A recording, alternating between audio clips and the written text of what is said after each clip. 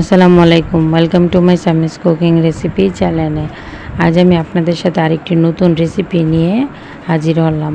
যদি আমার রেসিপিটি আপনাদের ভালো লেগে থাকে তাহলে অবশ্যই লাইক এবং কমেন্টে বলে যাবেন যে কেমন হয়েছে।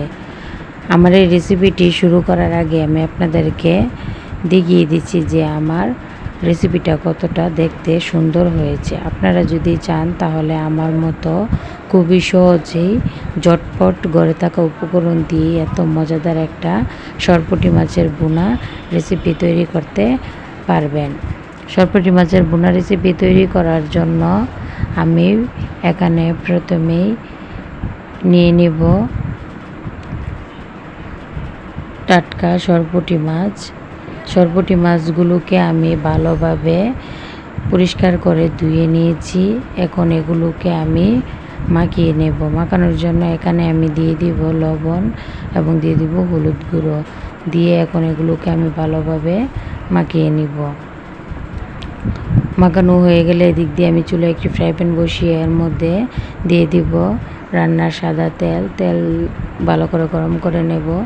তেল যখন গরম হয়ে যাবে তখন এতে আমি একে একে করে সবগুলো মাছ দিয়ে মাছগুলো আমি লাল লাল করে ভেজে নেব।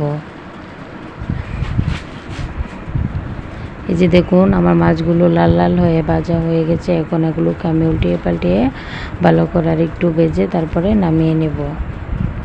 যে নামিয়ে নিয়েছি এবার একই তেলে আমি দিয়ে দিব পেঁয়াজ কুচি দিয়ে পেঁয়াজগুলো আমি ব্রাউন কালার করে ভেজে নেব। আমার এই রেসিপিটি খুব সহজেই রান্না করা যায়। এই যে আমার পেঁয়াজ ব্রাউন কালার হয়ে ভাজা হয়ে গেছে। এখন এতে আমি দিয়ে দিব সামান্য পানি।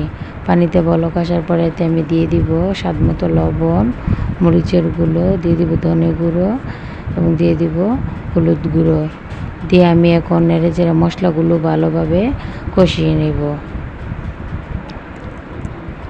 এই যে আমার মশলাগুলো ভালোভাবে কষানো হয়ে গেছে। এখন এতে আমি ভেজে রাখা মাছগুলো একে একে দিয়ে দিব। দিয়ে সবগুলো একসাথে মশলার সাথে মিশিয়ে আমি আবার এর মধ্যে একটুখানি পানি দিয়ে দিব।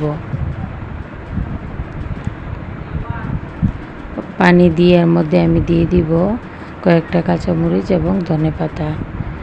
পরিশেষে দিয়ে দিব একটু পেঁয়াজ বেরেস্তা দিয়ে আমি ভালোভাবে নেড়ে চেড়ে আমি আপনাদেরকে দেখাচ্ছি।